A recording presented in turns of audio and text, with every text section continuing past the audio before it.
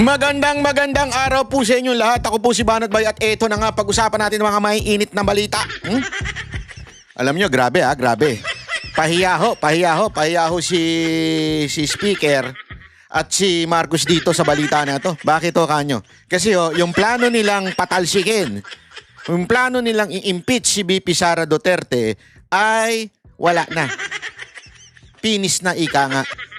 Sabi ng mga senador. Ilang mga senador.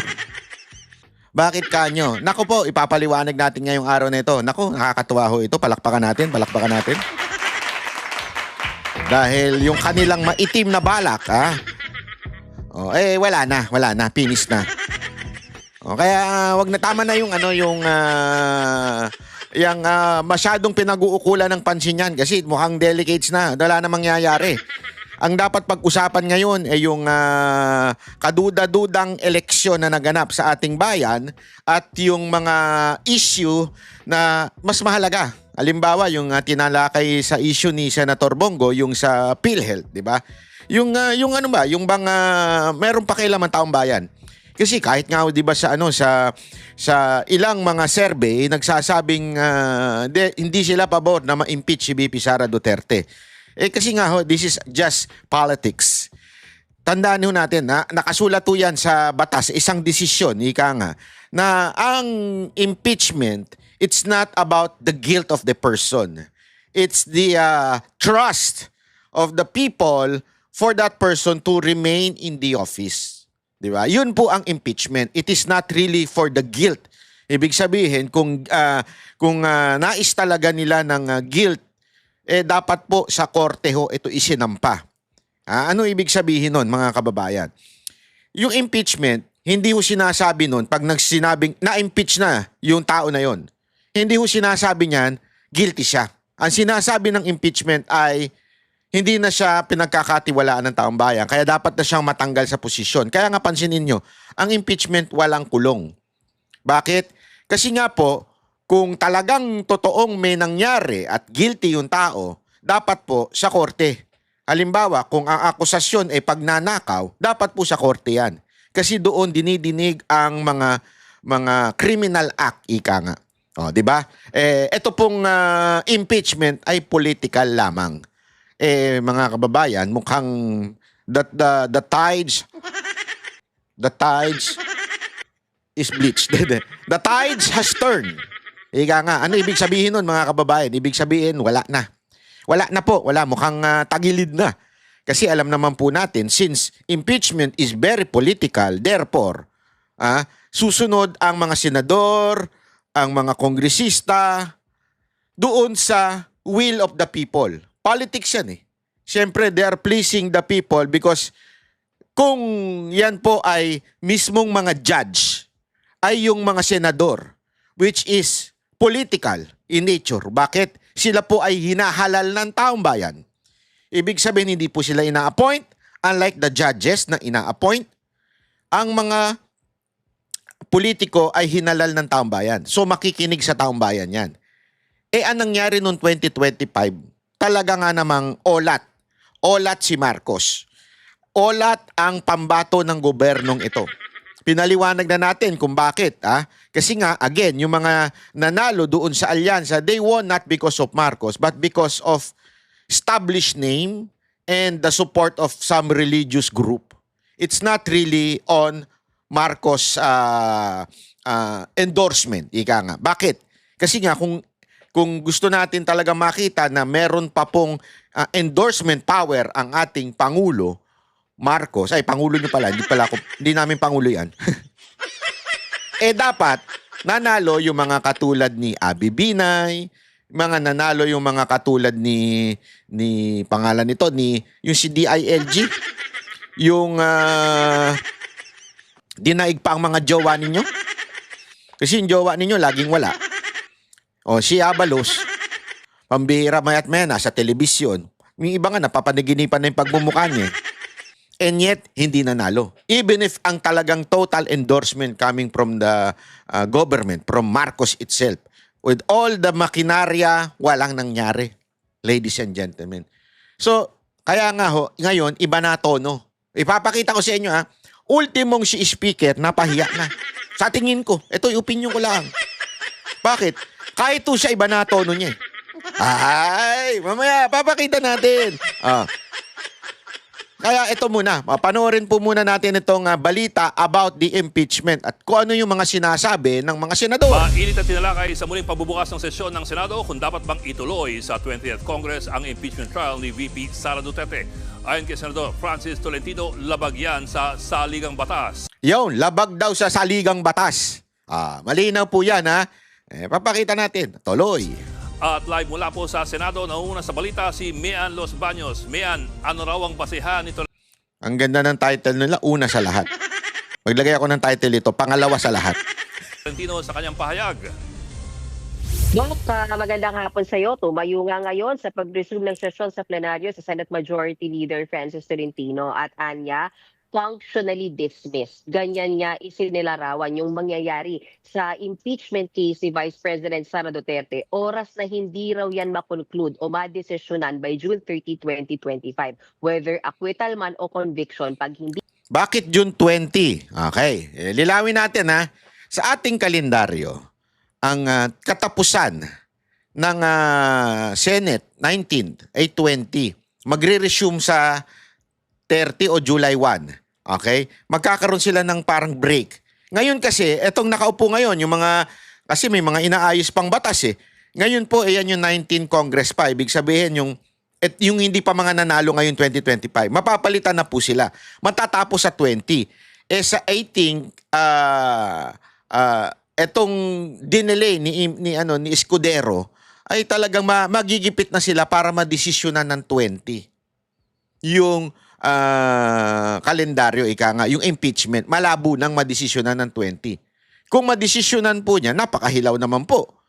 So, mukha talaga pong tagilid. Tagilid na ho itong impeachment. Tinatapos by June 30, 2025. Sabi niya, regarded as dismissed na yan. Naniniwala kasi ang senador na hindi pwedeng tumawid yung impeachment trial from 19th Congress to 20th Congress. Wala na raw kasing jurisdiction yung susunod na Kongreso. Ang paliwanag niya dyan, nung tumayo siya sa plenaryo is, ang may jurisdiction para talakayin yung impeachment case ni Vice President Duterte ay yung Kongreso na tumanggap ng kanyang articles of impeachment. At yan yung ngayon, which is the 19th Congress. Isinaad din niya na ayon sa rules, oras na mag-adjourn na ang Kongreso, which is next week mangyayari po, pag nag-adjourn ang Kongreso, terminated na rin lahat ng legislative process at legislative matters ng Senado. Bok, pakinggan natin. Narito yung bahagi ng pahayag ni Senator Francis Tolentino.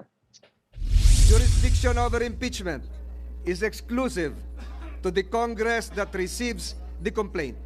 Kahit anong pilit, hindi maitatawid, lalo na't kung lalabag sa saligang batas. Pero Bok, pwede bang hindi mag-convene ang impeachment court sa June 11, yung bagong schedule? Bago ko sagutin yan, Vic, may dagdag lang kasi kakatapos lang ngayon bago ko tumayo. Sinagot ni Senate Minority Leader Coco Pimentel yung argument na yun ni Senator Francis Tolentino. Para sa kanya, pwedeng tumawid naman yung impeachment trial from 19th to 20th Congress. Kasi anya, ang natatapos lang sa pag-adjourn ng isang sesyon ay legislative process. Yan yung dalawang argumento ngayon. Okay? Remember, bakit po nagkaroon ng ganitong argumento? Because this is the first time. This is the first time, hindi ng impeachment. This is the first time yung katarantaduhang ginawa ng Kamara. Ano po yun? Yung last minute na ipinasa yung impeachment. Akala kasi nitong mga ulul na ito sa Kamara, nung nahabol nila, babagsak ang ratings ng mga Duterte. Ganun sila ka-ilusyonado. So pinilit nila, hinabol nila last minute. Ang hindi nila maintindihan, nakarma sila dito, mga kababayan. Bakit? That last minute, na akala nila yung ratings ni Sara Duterte bababa, lalong umangat, lalong ibinoto yung mga Duterten. As a matter of fact, ano katunayan yan? Yung mismong campaign manager ng alyansa, yan ang sinabi, isa sa mga rason kung bakit natalo ang alyansa. It's because of the impeachment. Nakarma sila ngayon dyan. Isa pang karma nila dyan, this is the first time na mangyayari yung hinabol. Last minute, ibig sabihin, wala may batas na lahat dapat ay tigil after the kasi pinasa 19 Congress, so dapat during the 19 Congress ididinig tong impeachment. Ang problema, magiging 20th Congress na. Ang matindi pa dito, mga kababayan, isipin nyo ito ang sinasabi ngayon pagtatalunan pa. Pagtatalunan pa ngayon ng mga senador kung ano ba, yan ba ay pwedeng i-carry over? Kasi ang argument ni Cheese ay pwede naman daw i-carry over kasi yung natatapos lang daw ay yung legislative mga function nila like paggawa ng batas, etc. etc. Although the argument of Tolentino ay hindi, kasama lahat yan. Kasi nga, wala nang authority yung 19 Congress. Lahat po nun, matatapos na. Lahat po yung mga congressman na yan, tapos na. By Constitution, tapos na sila. Exit na sila. Papalit na yung 20th Congress. Nagkataon lang may mga na-re-elect. Kaya same yung ibang itsura na nandun. Pero imaginein mo yung mga hindi kasali. Hindi nanalo. So, hindi na talaga sila part. So, ngayon, magkakaroon pa ng argumento. Dalawang side. Kasama ba sa mawawala yung impeachment o yung legislative function lang ang mawawala? So, paglalabanan pa. Ngayon, mga kababayan, mukhang napakarami ng talagang, syempre, nadala sila Nagising sila sa katotohanan. Shit, tayong mainit. Sabi nila, ola tayo. So Duterte na tayo. Tandaan nyo, ang mga mambabatas, mga balimbing po yan. Ang dami po dyan gumanyan nung presidente si Duterte. Nung hindi na presidente si Duterte, biglang gumanon na. O, di ba? Oh, wala kayong alam, baka akala nyo na, ano yan, hindi yan ay, ano yan, iba yan. Sabihin ninyo. Di ba? So, ano ibig sabihin talaga? Lalong nakarma sila sa pagmamadali nila dito sa impeachment. Di ba? At ang impeachment trial book, sabi niya, ay hindi regarded as a legislative process. Okay, sa tanong mo, pwede bang hindi mag-convene sa June 11? Sabi ni Senate President Escudero, technically, pwede. Pero duda siyang mangyayari yan. Bakit? Dahil sabi niya, dapat naman, sabi niya, may malinaw na rason kung bakit naman hindi magko-convene at impeachment court itong Senado ngayon na kung saan i-report out supposedly next week, June 11, yung articles of impeachment. Oras kasi ma-report out sa open session, yan ang magti-trigger para mag-convene na sila as impeachment court. At sinasabi naman ni Senate President Escudero, anuman ang maging desisyon kaugnay sa impeachment case ni Vice President Sara Duterte sa 19th Congress, sa kongresong ito, hindi binding for 20th Congress. Hindi nila pwedeng utusan yung 20th Congress sa sundin ito. Ibig sabihin, kailangan mag-convene ulit ng impeachment court sa 20th Congress. Depende na dahil iba na ang komposisyon ng Senado by that time. Though nandoon pa rin si Senator Escudero. Bahagi naman ng pahayag ni Senator Escudero. Pakinggan natin, Bo. Yan. Pakinggan natin, Bo. Ibang pananaw yung 20th Congress. Halimbawa, pwedeng sabihin ng 19th Congress, tatawid yan. Pero ang pasya ng 20th Congress, hindi tatawid yan. At i-dismiss nila. So, depende. Sa dulo, you have to understand, in Congress, plenary is supreme. It's not the decision or the voice of one member, even if he or she is the Senate President or an officer of the Senate or the House. Desisyon palagi ng plenaryo ang mangingibabaw. Pero Bok, may mga senador pumipitik kay Escudero na sinayang lang daw niya yung oras dun sa pag-reschedule dun sa pre-trial. Anong kanyang reaction dun? Alam mo, sinagot niya yan kanina sa press conference. Sabi ni Senate President Escudero, walang nasasayang na panahon. Kasi sabi niya ganito, Bok, kahit naman daw natuloy ang pag-convene ng impeachment court ngayon at mag-release sila ng summons, after 10 days pa rin naman talaga sasagot yung kampo ng prosekusyon at kampo ni VP Sara. By that time, sabi niya, tapos na rin yung session. So parang doesn't matter. Sabi niya, so kung next week naman kami mag-release ng summons by June 11, ganun din. After 10 days din sasagot, tapos na nga rin dahil 6 na session days lang ang natitira nila para sa pag-resume nga nila ng kanilang sesyon ngayong linggong to hanggang next week. At sinabi rin ni Senate President Escudero, wala daw kinalaman si Pangulong Marcos sa kanyang pag-urong to June 11 nung ang schedule, walang utos sa kanila. Wala rin daw yan kinalaman sa pananatili niya bilang Senate President. at siya daw mag-isa ang nagdesisyon niyan na iurong yung schedule bagamat naghingi naman siya ng opinion ng ilang mga senador dahil naniniwala nga sila dapat mauna muna yung pagpasa ng priority bills kaysa yung pagtalakay sa impeachment trial ni VP Sara Duterte po. Okay, ulat ni Mian Los Baños live mula sa Senado. Ayan. So ayan ha. So kitang-kita naman po natin na talagang medyo magulo pa. Sinasabi hindi kasama yung legislative process na impeachment, pero at the same time may mga nagsasabi na ito'y tapos na. Ngayon, ano mangyayari? Botohan. Ayun. Pag sinabi mong botohan, diyan na po pumapasok ang politika. Pag sinabi mong politika, siyempre, will of the people. Will of the people ang matutupad po dyan. Maraming factor. Number 1, alam nilang naolat ang lahat ng alyansa at wala nang hatak si Marcos. Sabi nga nila, lame duck na daw ito si Marcos. First. Second, survey says ayaw nilang ma-impeach si VP Sara Duterte. So, why would you go to the process? Di ba? Pag go to the process kayo, malalaman ngayon kung sino may gusto mapa-impeach. Ilang percent yun na nagsasabing ayaw ma-impeach si VP Sara Duterte. Number 3, they all know, kaya nanalo itong mga alyansa na tulungan kahit papaano. Halimbawa, si Tulfo. Halimbawa, si Soto, tsaka si